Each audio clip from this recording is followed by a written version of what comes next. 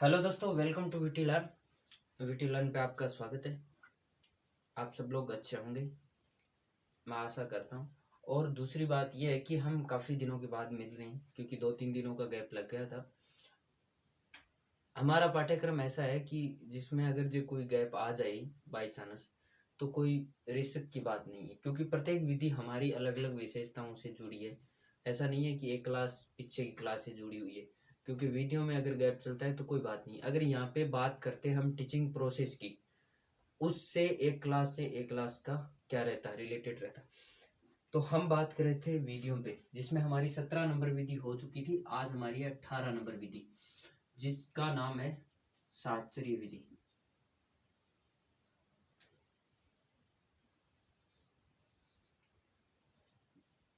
शास्त्रीय विधि, देखिए दोस्तों, इस विधि के जनक को लेके बात करते हैं और इसकी क्या विशेषता है, इसको लेके बात करें तो इसके जनक है मारिया मोंटेसरी।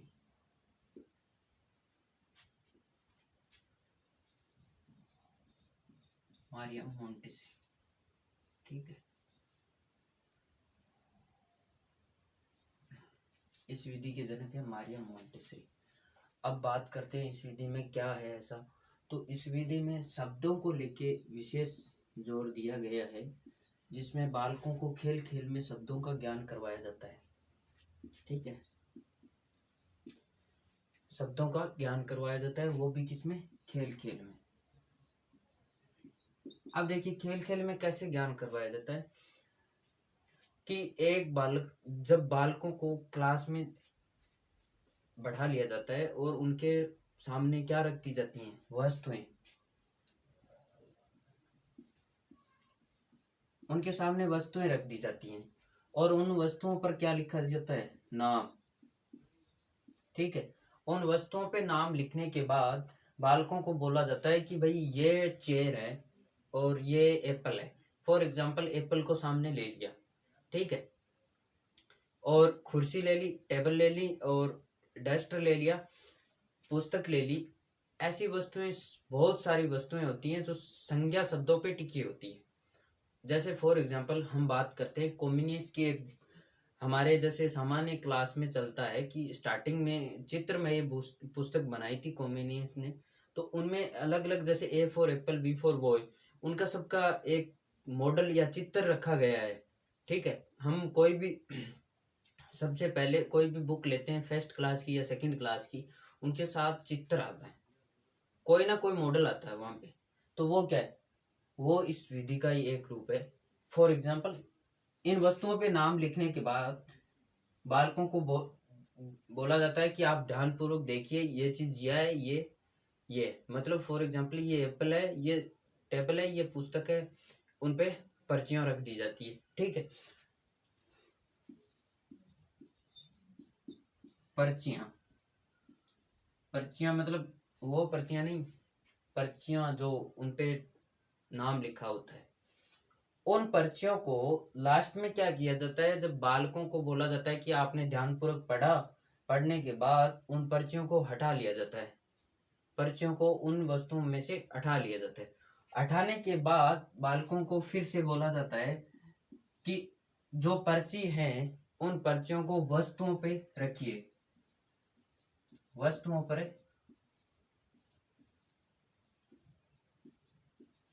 रखिए, ठीक है।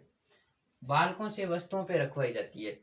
अब फॉर एग्जाम्पल मान लो अगर कोई बालक गलती कर रहा है, तो उससे क्या कि एक प्रकार से लाइव टेलीकास्ट सी बात होती है। Be practical, learning by doing का सिद्धांत यहाँ पे लागू होता है, क्योंकि बालक एक तो मूर्त रूप में वस्तु देखता है सामने, तो उस वस्तु का चित्र रहता है। फॉर एग्जाम्पल जैसे ए फॉर एप्पल, अब आप सीधा एप्पल पढ़ाओगे तो बालक को ऐसा लगेगा कि क्या है एप्पल, पता ही नहीं है उनको एप्पल क्या है।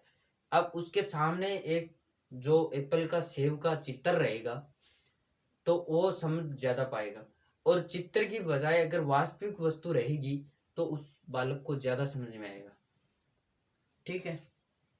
इस विधि में ज्यादा जरूरत नहीं है, थोड़ा सा एक बड़ा क्लासरूम चाहिए क्लासरूम के अंदर वस्तुएं रख दी जाती हैं, उन वस्तुओं पे पर्ची चिपका दी जाती है। पर्ची चिपकाने के बाद बालकों को बोला जाता है कि आप ध्यानपूर्वक देखिए और पढ़िए। पढ़ने के बाद उन बालकों को बोला जाता है कि आप इन वस्तुओं पर यह पर्ची रखिए। तो बालक उन वस्तुओं पे पर्ची रख देते हैं।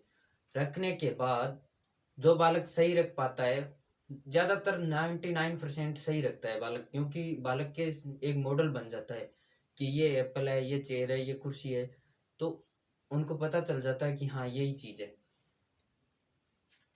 ज्यादातर इस विधि में सही का ही मायना रहता है, गलत का तो होता ही नहीं है। तो देखिए इस विधि को लेके बात करते हैं, क्या क्या इसकी जो पुस्तकों में परिभाषा है उनको लेके बात करेंगे। भाषा शिक्षण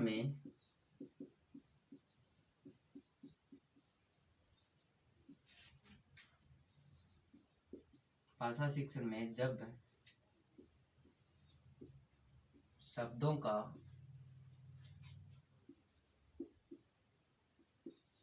ज्ञान कराया जाता है तो इस विधि का उपयोग किया जाता है। अब देखिए कुछ लोग परिभाषाओं को इतनी लंबी चौड़ी कर लेते हैं। आपको पता है कि इस विधि का जनक मारिया मोंटेसरी है, तो मैंने इसको सीधा लिख दिया। अब कुछ बालकों को आदत होती है, वो क्या करते हैं कि अगर मैं यहाँ पे नहीं लिखवाया सर आपने जनक नहीं, मैं ऐसे लिखवाता इस विधि के जनक या पिता मारिया मोंटेसरी हैं, तो भाई लंबी हो गई ये बात, लंबी चौड़ी करके क्यों कर, संक्षिप्त में। आजकल शॉर्ट का जमाना है, शॉर्ट में देखिए। तो क्या उपयोग किया जाता है इस विधि में?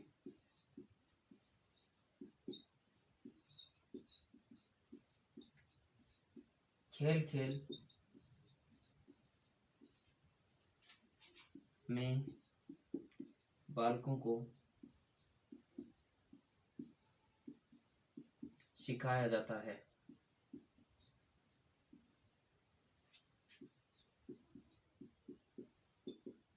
इस कारण यह विधि खेल विधि का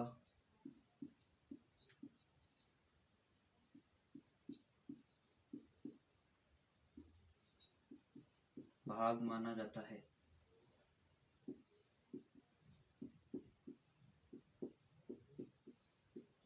ये तो होगी मोस्ट बात, ठीक है, मोटा मोटी बात जिसको बोलते हैं। अब इसकी जो व्यवस्थित परिभाषा है उसको लेके बात करते हैं, जैसे हमने क्या करना चाहिए, कैसे उपयोग करना चाहिए।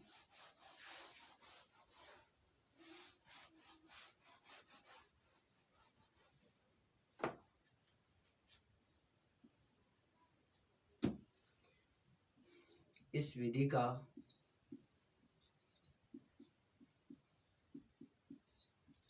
उपयोग करते समय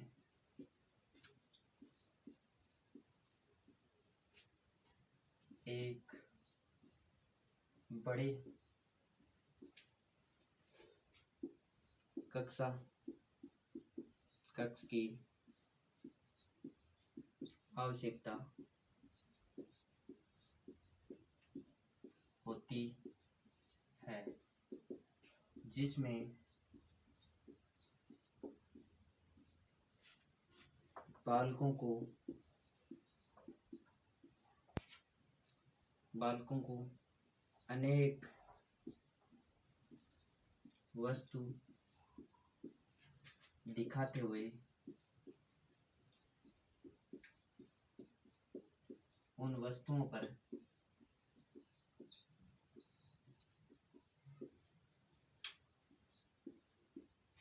उनके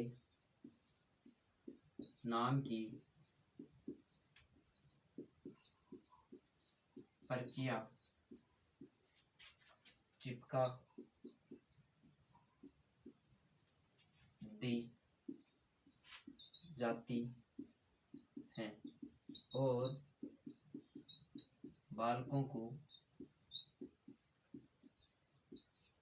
ध्यानपूर्वक देखने का बोला जाता है।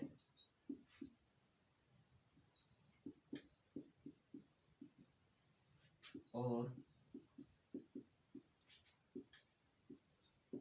ध्यानपूर्वक दिखाने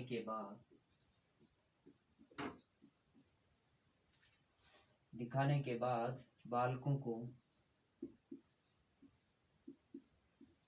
उन वस्तुओं पर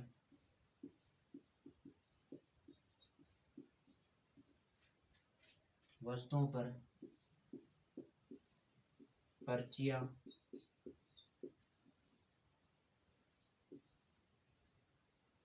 रखवाई जाती हैं।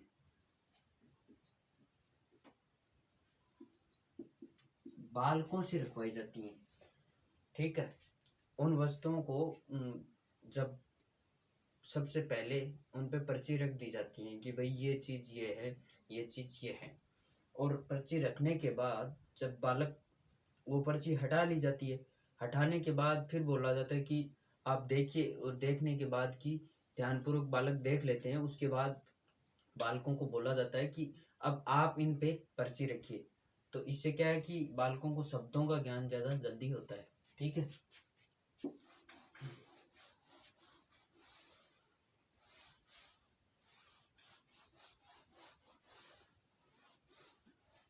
अब इसके गुण दोष देख लो। गुण या लाभ।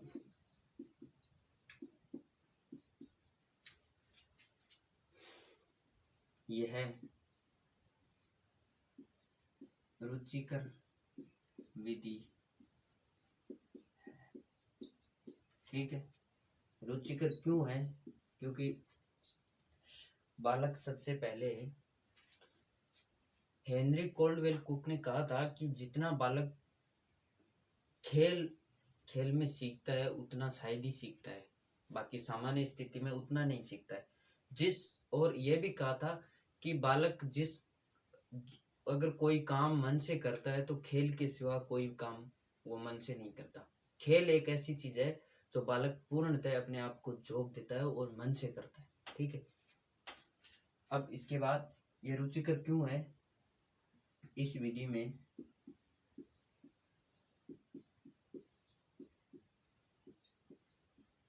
खेल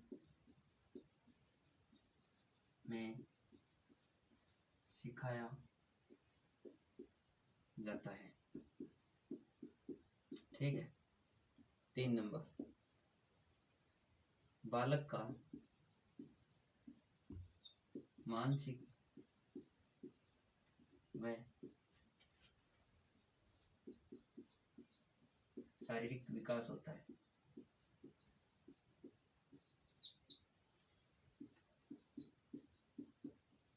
ठीक है। अब देखिए, खेल में सिखाने के कारण इस विधि में बालक का शारीरिक अंग भी सक्रिय रहता है और मानसिक अंग भी सक्रिय रहता है। और 4 नंबर इसमें हो गया बालक के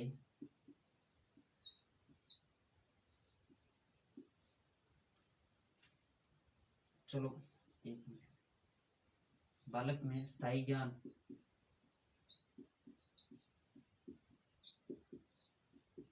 पैदा होता है। अब देखिए, स्थायी ज्ञान पैदा क्यों होता है? जब बालक के सामने मूर्त वस्तु मतलब वास्तविक वस्तु होगी तो स्थायी ज्ञान तो होगा ही। अगर एक तो मान लो आपको पर्यटन स्थल ऐसे ही पढ़ाया जा रहा है मतलब क्लास में, और एक आपको वहां पे भी प्रैक्टिकल वहां पे पर्यटन के लिए आपको ले जाया जाता है। एक तो आप वास्तविक चीज को देखेंगे तो उतना स्थायित्व ज्यादा रहेगा, जितना क्लास से है ना उससे कई गुना ज्यादा रहेगा। क्लास में आपको सिर्फ एक कहानी के रूप में बताया जाता है, और वास्तविक रूप में आप देखेंगे तो उसको आप क्या करेंगे, ज़्यादा ग्रहण करेंगे और स्थायी हो जाएगा आपके दिमाग में। ठीक है, बालकों में स्थायी ज्ञान पैदा क्यों होता है ये आपको पता है। इसके बाद इसके दोष देख लेते हैं। ठीक है, दोष पे बात करते हैं तो सबसे पहले तो आपको पता है कि कोई भी वस्तु लाएंगे तो भाई खर्च तो करना पड़ेगा ही। तो खर्च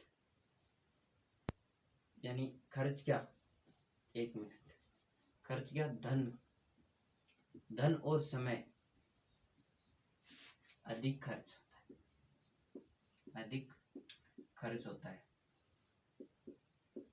अब देखिए मैं आपको चाहता तो मैं ऐसे भी लिखा सकता था कि समय अधिक लगता है, धन की अधिक खर्चीली है।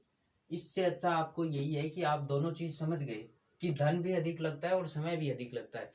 क्योंकि आपको पता है व्यवस्थित रूप से बालक को कक्षा में वस्तुओं को रखा जाता है, फिर एक बार पर्चियां रखी जाती है, फिर दिखाया जाता है, फिर तो समय तो अधिक लगेगा। दूसरी बात, सामान्य कक्षा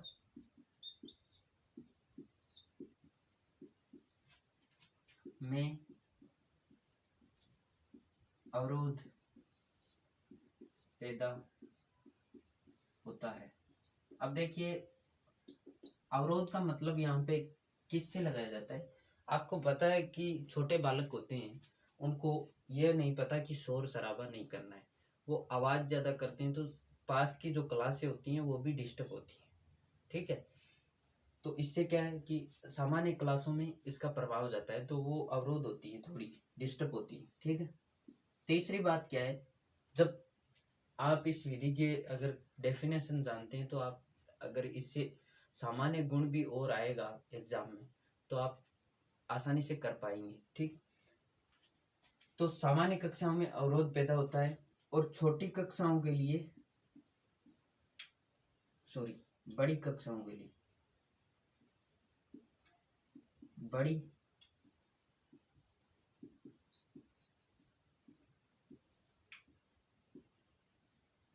बड़ी कक्षाओं के लिए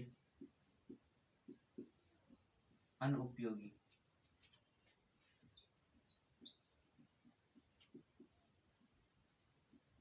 ठीक है, अब देखिए उपयोगी नहीं है बड़ी कक्षाओं के लिए। आपको पता है कि आप 10वीं क्लास को पढ़ाने तो रहे, 8वीं को नहीं पढ़ा पाएंगे, 5वीं को नहीं पढ़ा पाएंगे, ये छोटी कक्षा के लिए उपयोगी है।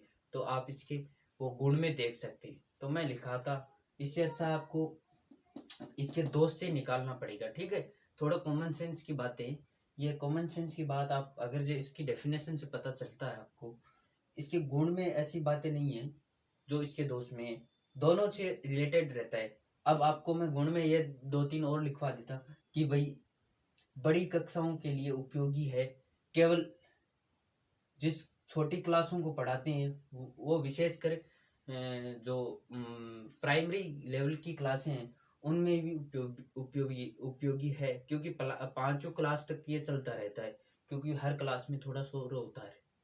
ठीक है, तो ये हो गई हमारी 18 नंबर विधि जिसका नाम है साहचर्य विधि।